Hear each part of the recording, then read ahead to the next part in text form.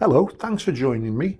Now, when I was riding round the other day, I realised that you know what I'm like, I'm butterfly brain and I'm bumbling away to myself. And when I got home, I realised there was a fair bit on the vlog that I hadn't posted. So here we are. One thing I will mention is about the Royal Enfield, about the Classic, is my condensation's come back on my screen. It's about 11 degrees today. It's slightly damp, it's not raining or anything, a bit overcast, but when I pulled it out of the garage this morning, there was nothing on it. And now, as I'm getting into my little ride, I'm not going far today, just a little tickle round, but the condensation is coming back as we speak, and I can see what's going on. I can see the fuel gauge and the mileage and that sort of stuff, but it does seem to mist up a little bit.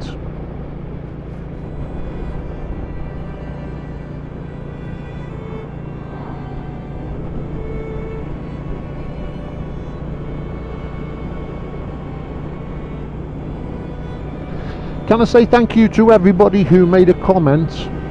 It's always great to read your comments, and at the moment I'm reading all of them and I'm answering all of them, because I haven't got that many subscribers, to be honest. So if you feel charitable, please feel free to subscribe to me. But at the moment I'm answering them all, and some of them are great, and they're coming from all over the place. You know, I suppose that's to be expected on YouTube, isn't it? But yeah, it's marvellous. They're coming from Australia and America and Poland, Brazil. It's great. It's lovely to get. There's an English fella. I can't remember. Is it Mike? He's in France. I'm quite envious of him being in France. We've had a little conversation about that. But yeah, it's marvellous. It's great to receive your comments and your thoughts. And it seems. Now, like I said in the previous video, it wasn't to top trump. I wasn't after that at all, because when I did that massive mileage in one day, it was more through, well, it wasn't an accident, it was just that I was coming back from a holiday, and I'd got it into my head, I'm going home now, I've had enough. But there hasn't many people, quite rightly, who've done that many miles in a day. I didn't think there would be, because it's madness. It's absolutely ludicrous. You're putting yourself at risk, and probably others.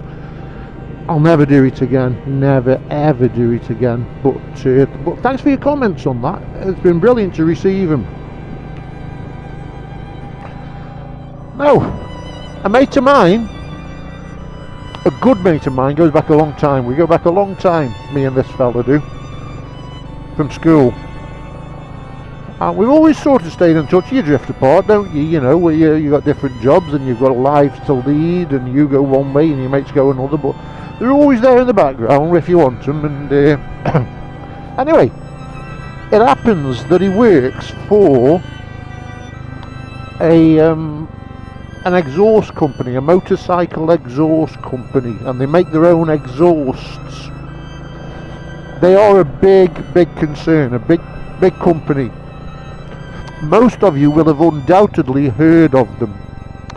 And when we got together the other day, he said, you know, we got talking, and he said, what are you riding these days? And I told him I'd had this little Enfield, and he says, oh, he says, do you want an exhaust? And I said, well, you know, I just had this bike, it's got a brand new exhaust on it, I wasn't that bothered. He says no, he says, well, if you have an exhaust, he says, so in the intro, he says, I'll give you an exhaust. I said, no, thank you very much. He says, and just evaluate it, see what you think of it. So I think that's going to be the plan moving forward in a few weeks, when I've run it in properly and when it's got a few more miles under its belt, because I don't see much point in having it until such time as I can sort of give an honest appraisal. And I will give an honest appraisal, and to be fair to him, that's what he's asked me for. You know, a warts and all, and let's have a look at it and see how it... And he said, what I'll do is he said, I'll borrow your bike for a day if I can, and I'll take some photographs, and I guess he can use that for publicity for him, you know. So, you know, coming to a major exhaust supplier in the UK near you soon, there's pictures of my bike with their exhaust on it. So he's going to use it for that. But I will report back on whether it improves the performance. You can judge for yourself whether it improves the looks, whether it's something, you know. Now, from what I can gather, a regular mod to these bikes to improve the sort of modest performance, and I don't know how much it improves them, but even if it improves them a bit's a bit, isn't it, when you've only got 15, 20 horsepower. And a common, you'll all agree with me on this, that one of the common mods is to fit a DNA air filter and get the catalytic converter off it. You know, they call them free flow exhaust, don't they? Put a free flow exhaust on. Now, that's exactly what he's offering me. So, in a sense, I'd be daft to turn it down, wouldn't I? So, but I'll be posting that shortly, and you can have a look, and I'll let you know. You will have heard of this firm, but my Classic is probably going to be the first one in the country with this exhaust on, although there is a little bit of a caveat to that, which I'll explain when I get it. So like I say, once I've done the running in process completely, and I can you know, assess I can open her up and see what she's doing and see if there's any real difference, maybe to the sound or the performance of the machine with the exhaust fitted and the DNA filter fitted. And what I'll do is I'll probably do them separate, so you know, maybe fit the air filter, see if that makes any difference, then fit the exhaust, see if that makes any difference, or the other way around, probably do the exhaust first, see if it makes a difference, fit the air filter and combine, see if there's any difference. I mean, if it's a modest improvement, if it makes it breathe better, pull a bit better. I've heard about them pulling a bit better in the mid-range once you get that cat out of them. And you know, we'll have a look at what it sounds like and how it's running and all that sort of stuff, all that sort of good stuff to look forward to.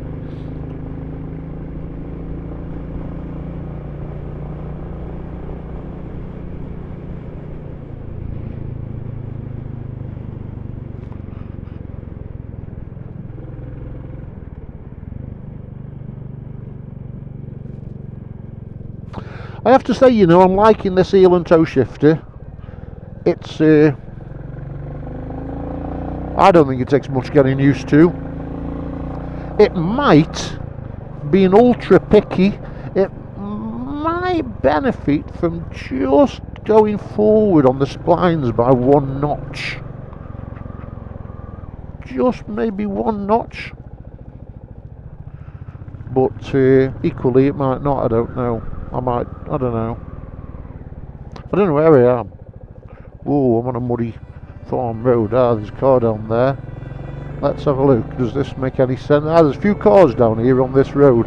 So hopefully, if it's a slightly busier road, I might recognise where I am. But then again, I might not. The White Lion. There you go. Good food and real ales. Could do with a cup of tea. So look at the signpost. I don't know where I am. Oh. Norton Ales, War, Almington. I haven't got a clue. Well, let's go left. A White Lion. That'll take me up to... Oh, I think if I turn right, that'll take me down to the Newcastle... the Newcastle Market Drayton Road, that busy road where it was, where Bloor Heath. Yes, I think I've been there once. Do you know, I've just been on about that heel and toe changer, but I've set off then, and the habit is I've changed up by the normal method, if you like, you know, hooking me toe underneath the gear. I just forgot it was on. So like I said, it'll take a little bit of getting used to, but once it does, I have no complaints about this.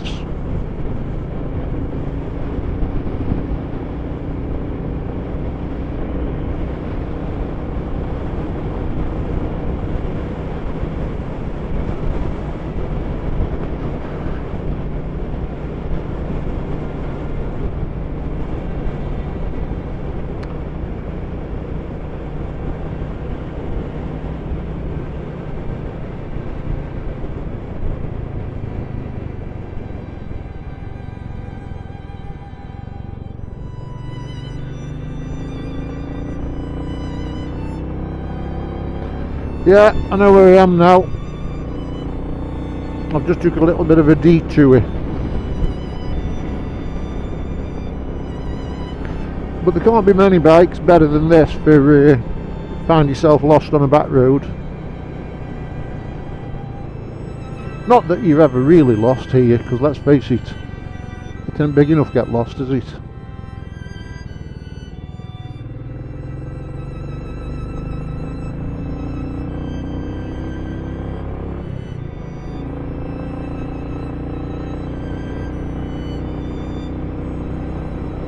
Oh, I've got a couple of spits and spots on my visor. That's not very good. That's not in the plan at all. Still, I'm on my way home now. I'll have to make my own cup of tea.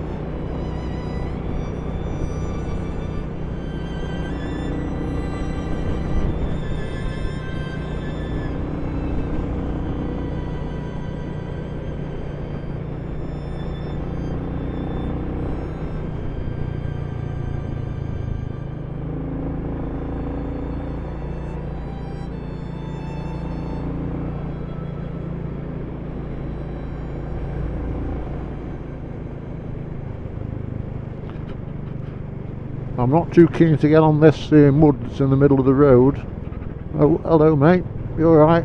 Number 57. I don't know what that was. I don't really know off-road bikes, you know. I can spot.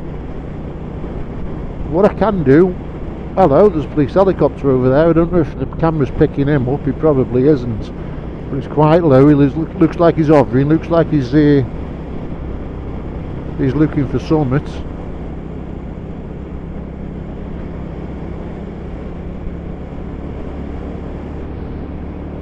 Yeah.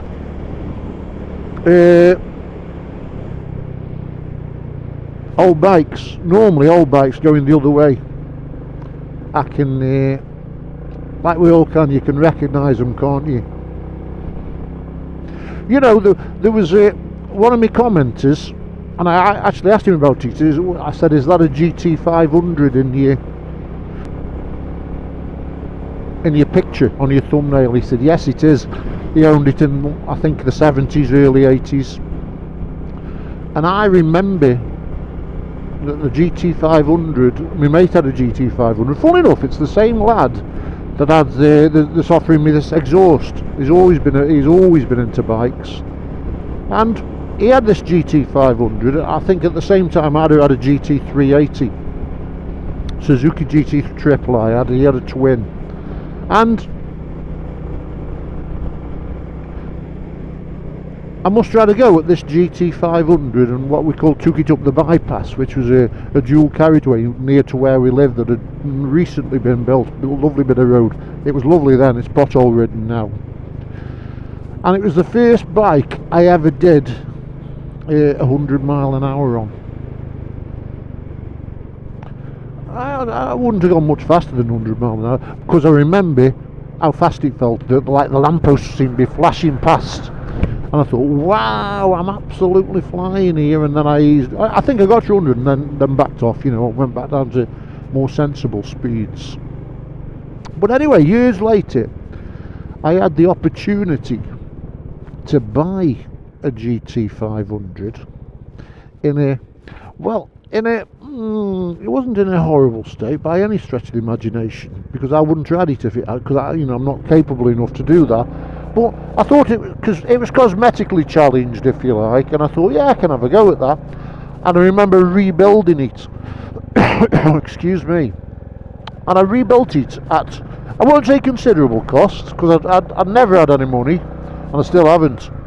But I spent a bit on it. Hurry up, slow down a bit, Keith. I spent a bit on it, and I got it up to a really nice standard. I thought I'd done a really good job. And I drove it round a little bit, and it reminded me how far bikes have come, you know, since them days. I mean, it was noisy, it rattled, it shook, the suspension was horrible. the brakes, oh, the brakes were shocking. And in fact, what I did was shortly afterwards, I thought, right, I'll get rid of it now. It served its purpose. It was more a rebuild project than anything else. So I advertised it. It was a blue one, a blue bike. And somebody must have rang me up or contacted me. And one of the things he said to me, he said, what does it ride like? I told him what I'd done to it and told him I'd rebuilt it and all this, you know, what the stuff I'd done. And he says, well, what's it ride like? I says, you know, I says, it's awful. I says, it's bloody horrible.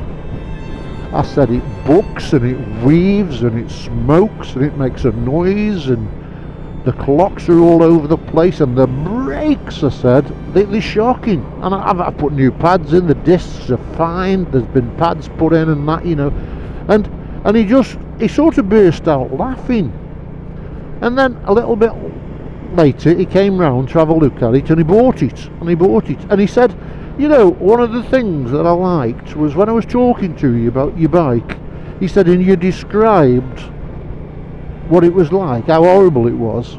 He said, I knew you were telling the truth. I knew you weren't trying to sell the bike, you were just being honest with me. Which is how I try to be, and, you know, with everybody. I'm sure most of us are, aren't we? He said, and once you said it was dreadful, it wasn't like you were trying to sell it. He says it was like you were being honest, and because that's what they were like. It was exactly like that in the 70s, wasn't it? You know, we have come a long way since then. Even our little Enfield Classic here, you know, it's been honed, it's been developed, it's evolved, I said in a previous vlog, didn't I? You know, we've got ABS and we've got all sorts of things on it now that they wouldn't have dreamed of. And yeah, just a thought then about that bike going the other way, ain't it, eh? Butterfly brain, here I am. But I didn't recognise that thing going the other way a while ago. I'm more for 70s bikes and stuff like that, and stuff that I sort of lusted after when I was a lad. We're getting rain a little bit now, so this really wasn't in the plan, but it's only spitting and I'm not that far from home.